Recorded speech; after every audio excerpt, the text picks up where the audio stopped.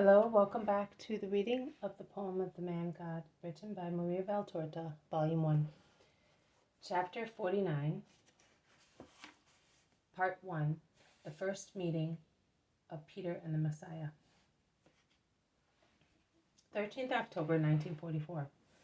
With my soul dejected by too many things, I am praying to receive illumination, and I am led to chapter 12 of the Epistle to the Hebrews, and the strength of my spirit is really reinvigorated, and once again I have the energy to listen. In fact, when I am oppressed by so many things, I feel like saying, I do not want to do anything anymore. An ordinary life at all costs.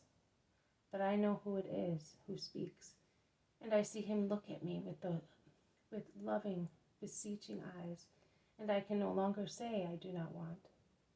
God is really a fire which devours also the inclinations of our human nature when the latter yields to him who speaks, saying, I will not leave you, I will not abandon you. I want to repeat once again with full confidence, you are of much help to me. I do not fear man. Oh God, do not disappoint my hope. At 2 p.m., I see the following. Jesus is coming along a little road, a path between two fields. He is alone. John is moving towards him along a different path in the fields, and he meets him at last, going through an opening in a hedge. John, both in yesterday's vision and today's, is very young. His face is rosy and beardless, the fair complexion of a youth who can hardly be called a man. There are no signs of a mustache or beard, but only the smoothness of his rosy cheeks, his red lips, and his bright smile and pure look. Not so much because of its deep turquoise hue, as because of the limpidity of his virginal soul shining through his eyes. His blonde-brown, long, soft hair undulates at each step, while he walks almost as fast as if he were running. When he is about to pass through the hedge, he shouts, Master! Jesus stops and turns round, smiling. Master, I have longed so much for you. The people in the house where you live told me that you had come towards the country, but they did not say where. I was afraid I might not meet you. While speaking, John has bent his head slightly out of respect, and yet he is full of truthful love, both in his attitude and in his eyes, which he raises towards Jesus, while his head is still gently inclined towards his shoulder. I saw you were looking for me, and I came towards you. You saw me? Where were you, Master? Over there, and Jesus points to a group of trees far away, which by the color of their foliage I would say were olive trees.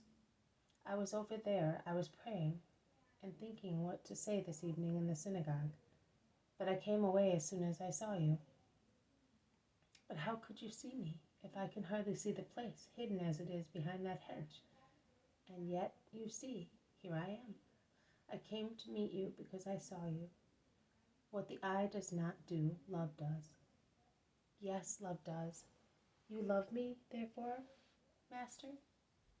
And do you love me, John of Zebedee? So much, Master. I think I have always loved you, before meeting you, long before my soul was looking for you. And when I saw you, my soul said to me, here is the one you are seeking. I think I met you because my soul perceived you. You said it, John, and what you say is right. I also came towards you because my soul perceived you. For how long will you love me? Forever, Master. I no longer want to love anybody but you. You have a father and a mother, brothers and sisters.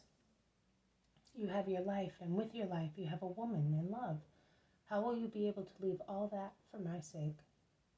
Master, I do not know, but I think, if it is not pride to say so, that your fondness will take the place of father and mother, of brothers and sisters, and also of a woman. I will be compensated for everything if you love me.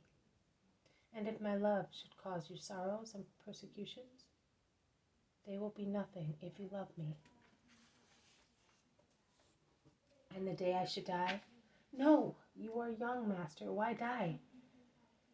Because the Messiah has come to preach the law and its truthfulness and to accomplish redemption. And the world loathes the law and does not want redemption. Therefore they persecute God's messengers. Oh, let that never be. Do not mention that prediction of death to him who loves you. But if you should die, I would still love you. Allow me to love you. John's look is an imploring one. He has bowed his head lower than ever, and he walks beside Jesus and seems to be begging love. Jesus stops. He looks at him, scrutinizes him with his deep, penetrating eyes, and then lays his hand on his bowed head. I want you to love me. Oh, Master! John is happy, although his eyes shine with tears. His well-shaped young mouth smiles. He takes the divine hand, kisses it on its back, and presses it to his heart. They take to the road again. You said you were looking for me. Yes, to tell you that my friends want to meet you, and because, I was longing to be with you again. I left you only a few hours ago, but I could no longer be without you.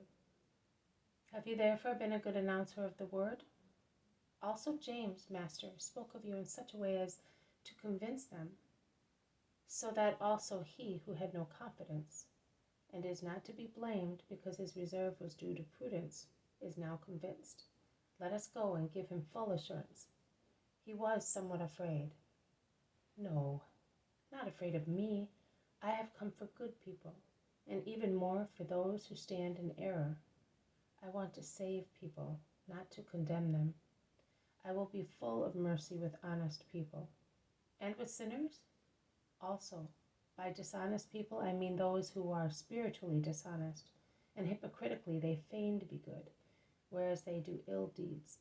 And they do such things, and in such a way for their own profit, and to secure an advantage over their neighbors. I will be severe with them. Oh, Simon then need not worry. He is as loyal as no one else. That is what I like, and I want you all to be so. Simon wants to tell you many things. I will listen to him after speaking in the synagogue. I asked them to inform the poor and sick people in addition to the rich and healthy ones. They are all in need of the gospel. They are near the village. Some children are playing in the road, and one of them runs into Jesus' legs and would have fallen if he were not quick in getting hold of him. The child cries just the same, as if he had been hurt, and Jesus, holding him in his arms, says, An Israelite who is crying. What should the thousands of children have done who became men, crossing the desert with Moses? And yet the Most High Lord sent the sweet manna for them, rather than for the others, because he loves innocent children and looks after these little angels of the earth, these wingless little birds, just as he sees to the sparrows of woods and towns. Do you like honey? Yes? Well, if you are good, you will eat a honey which is sweeter than the honey of your bees. Where? When? When, after a life of loyalty to God, you will go to him. I know that I cannot go there unless the Messiah comes. My mother says that now we in Israel are like many Moses, and we die seeing the promised land. She says that we are there, waiting to go in, and that only the Messiah will make us go in. What a clever little Israelite!